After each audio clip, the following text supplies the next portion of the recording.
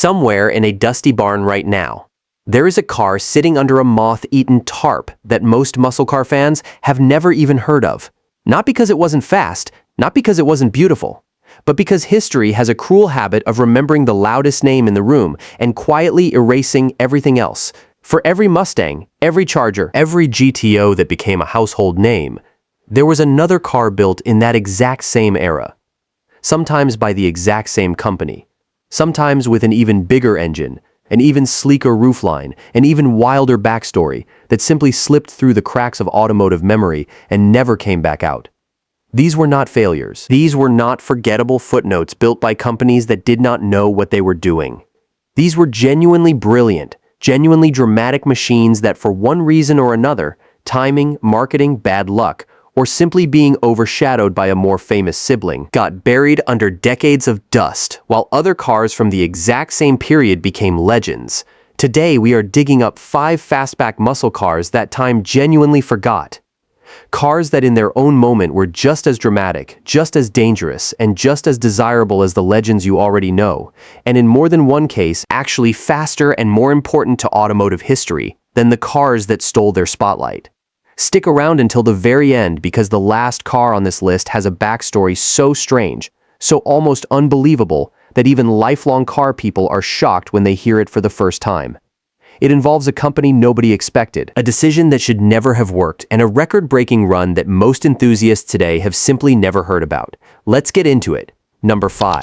The 1963 and 1964 Ford Galaxie 500 XL Fastback, officially known inside Ford as the sports hardtop. Picture Detroit in the early 1960s. NASCAR was exploding in popularity across the American South, and every manufacturer suddenly understood a brutal truth. Win on Sunday, sell on Monday. The problem for Ford was aerodynamics. Their big, boxy, upright Galaxie full-size cars were catching air like a barn door at high speed on the superspeedways. And NASCAR's own homologation rules meant Ford could not simply build a race-only shape. Whatever shape won on the track had to be sold to ordinary customers in ordinary showrooms. So Ford's engineers went to work, reshaping the entire rear roofline of the Galaxie, sloping it downward into a smooth, fast-sweeping fastback silhouette that sliced through the air far more efficiently than the old squared-off roof ever could. The result on the racetrack was almost immediate.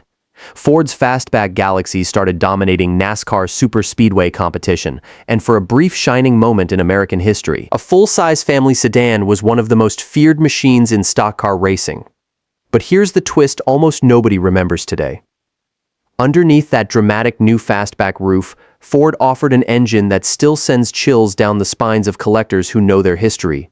The mighty 427 cubic inch Vate, an engine so powerful and so race-bred that Ford's own advertising at the time practically dared you to order one.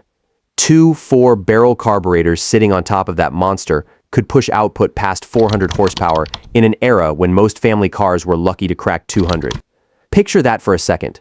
A full-size, 4-door capable Galaxie, styled to look almost businesslike from the front, hiding a genuine race engine and a swooping fastback roofline that would not look out of place on a much smaller, much more athletic machine. And yet today, ask 10 car enthusiasts about the Galaxie 500 XL Fastback, and maybe one will know what you're talking about.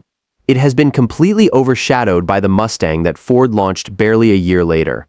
A car that stole the spotlight so completely that its own bigger sibling simply vanished from public memory. But if you ever get the chance to stand next to an original 427 fastback Galaxie, you will understand immediately why NASCAR drivers in 1963 were genuinely afraid of what Ford had built.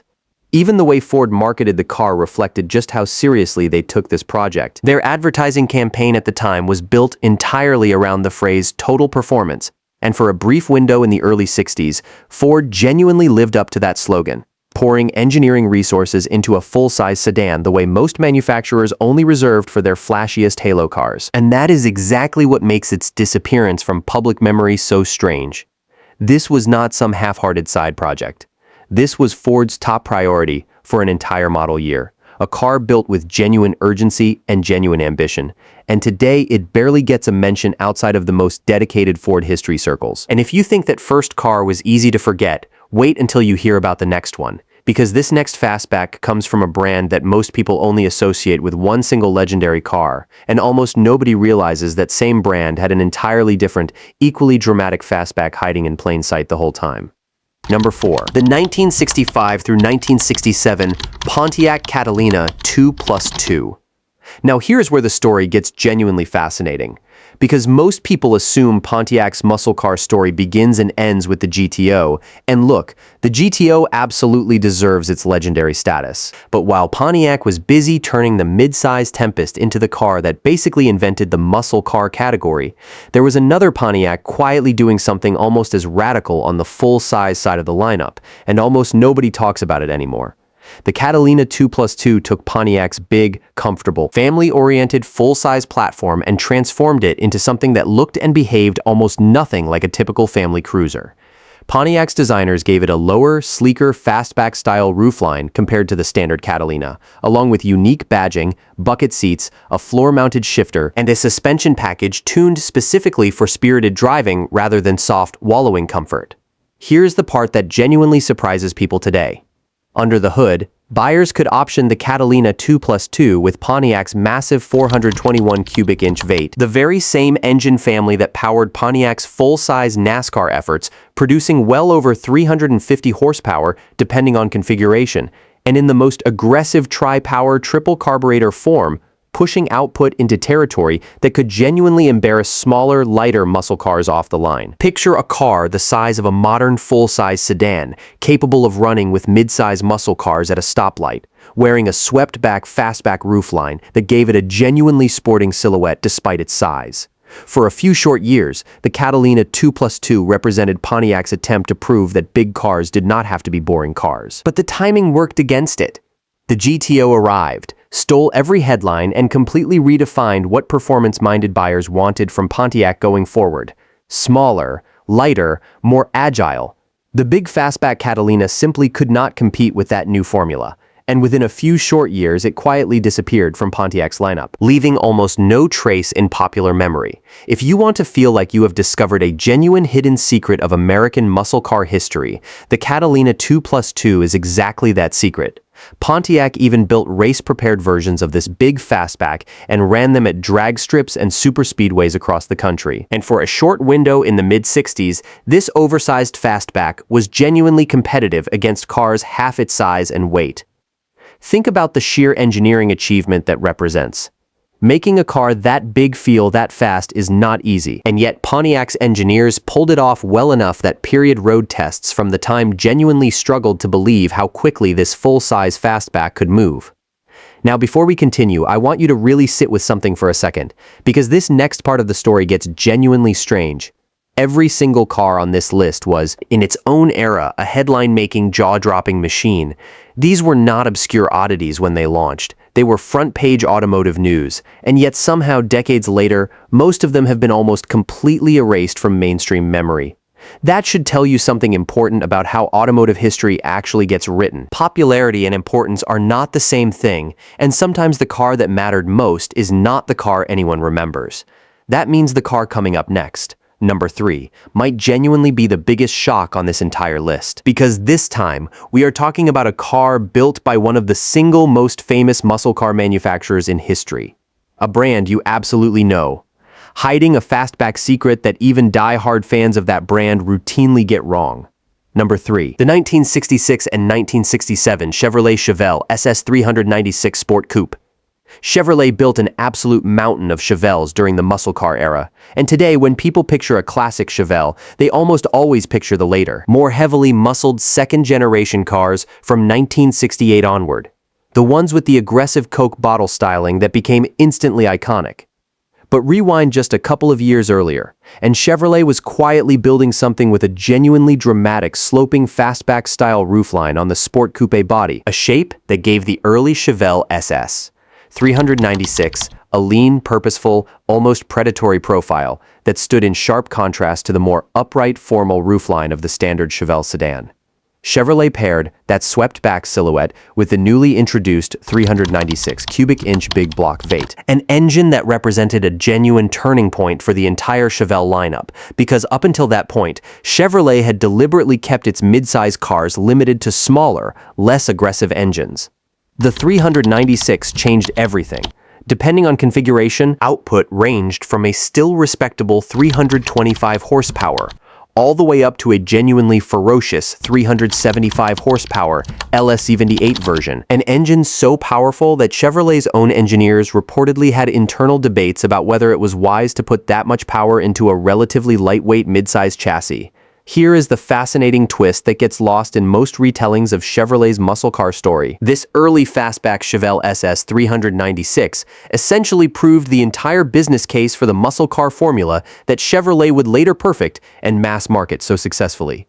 It showed dealers, executives, and buyers alike that a mid-size family car with a big engine and an aggressive fastback silhouette could sell in serious volume. Without this car quietly proving that concept worked, the more famous later Chevelles that everyone remembers today might never have existed in the form we know them.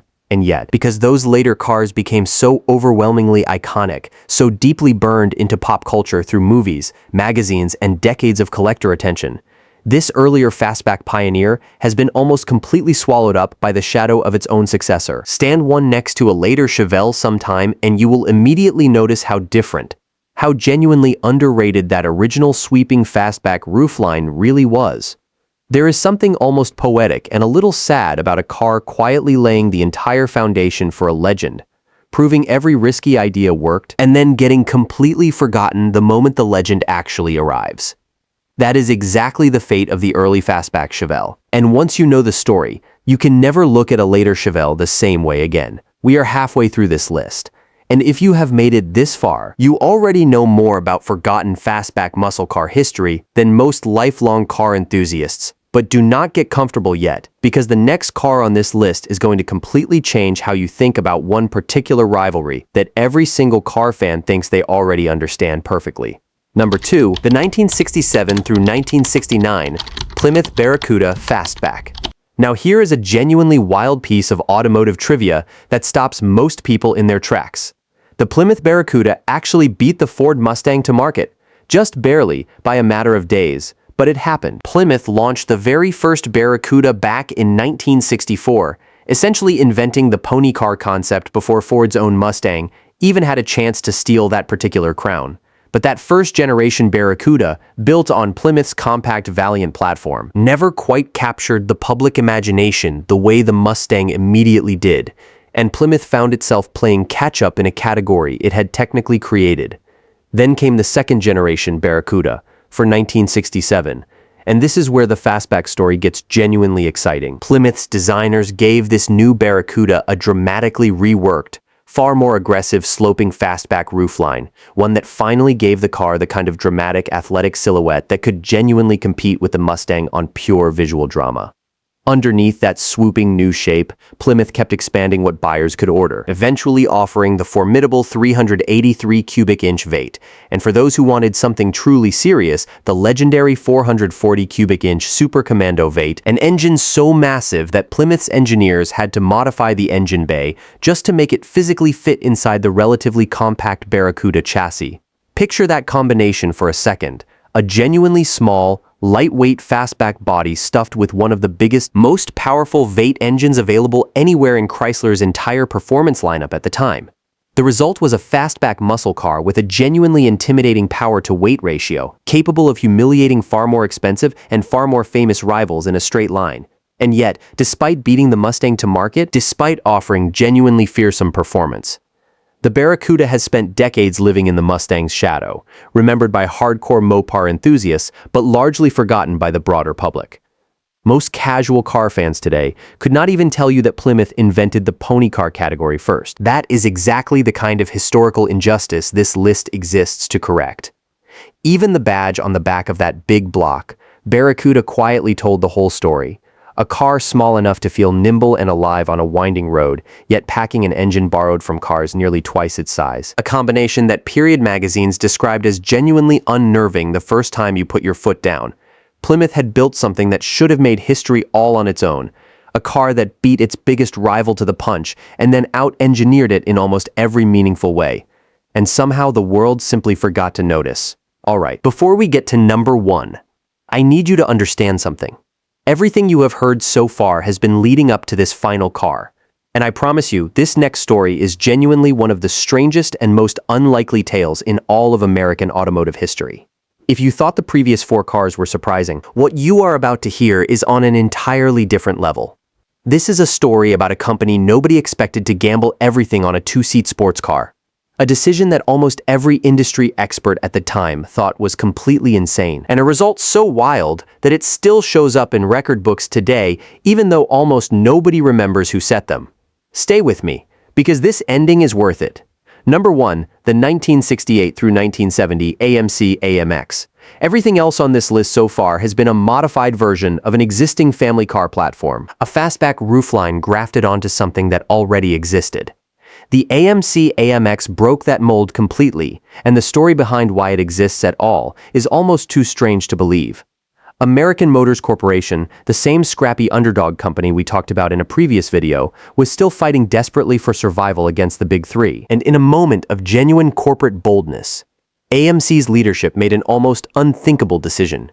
They chopped roughly 12 inches out of the wheelbase of their existing Javelin pony car platform and created something America had not seen in decades, a genuine 2-seat American sports car, with absolutely no back seat whatsoever, wrapped in a dramatically sloping fastback body. Think about how insane that decision actually was. AMC, the smallest and poorest of the American manufacturers, decided its best move was to build the only mass-produced 2-seat sports car in the entire country, going head-to-head against the Chevrolet Corvette itself. And here's the part that genuinely shocks people who hear it for the first time. AMC did not just build the AMX and quietly hope people would buy it. They took it to a speedway in Texas and set over 100 official speed and endurance records in a single grueling session, proving beyond any doubt that this small, scrappy underdog company had built a genuinely serious performance machine. Under that swooping fastback hood, buyers could order AMC's largest and most powerful V8 available at the time.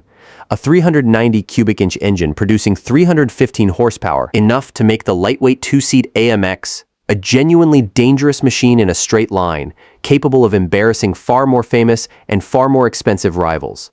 Picture the sheer audacity of that moment in automotive history. The smallest, poorest manufacturer in America looked directly at Chevrolet's legendary Corvette and said, "We can build something that competes with that," and then actually did it. And yet today, mention the AMC AMX to almost anyone outside of dedicated collector circles, and you will get nothing but a blank stare. It has become arguably the single most forgotten, genuinely important muscle car of the entire era. A car that proved a tiny underdog company could go toe-to-toe with America's most celebrated sports car, and then simply vanished from mainstream memory, almost entirely. If you ever find one sitting in a barn somewhere under a dusty old cover, you're looking at one of the boldest, strangest, and most genuinely underrated machines America ever produced. And here's the detail that makes the whole story even more remarkable. AMC did not have anywhere near the budget that Chevrolet, Ford, or Chrysler had access to. Every single dollar spent developing the AMX was a dollar the company genuinely could not afford to waste. And yet AMC's leadership bet a meaningful chunk of their limited resources on the single riskiest idea in their entire lineup. A car with no backseat, no obvious mainstream appeal, and no guarantee that American buyers even wanted a homegrown 2-seat sports car in the first place. It could have bankrupted the company. Instead, it became one of the most quietly respected performance cars of its era, among the people who actually understood what AMC had pulled off. Engineers from rival companies reportedly studied the AMX closely, genuinely impressed that a manufacturer with such limited resources had managed to build something this focused, this fast, and this mechanically sound. That is the kind of underdog story that should be legendary. Instead, it barely gets a footnote buried underneath decades of Corvette history that completely dominates the 2-seat American sports car conversation. So there you have it, 5 fastback muscle cars that once dominated headlines, terrified competitors, and captured the imagination of an entire generation of American car buyers, only to be almost completely erased from popular memory by the more famous names that came before or after them. History has a funny way of remembering only the loudest voice in the room, and every single car on this list deserved so much more credit than it ever received. If this deep dive into automotive history that time forgot kept you hooked until the very end, do us a huge favor and hit that subscribe button right now so you never miss the next hidden chapter of car history we uncover. And we genuinely want to know, out of these 5 forgotten legends, which one surprised you the most? And which one would you want sitting in your own garage today? Drop your answer in the comments below because we read every single one, and we will catch you in the next video.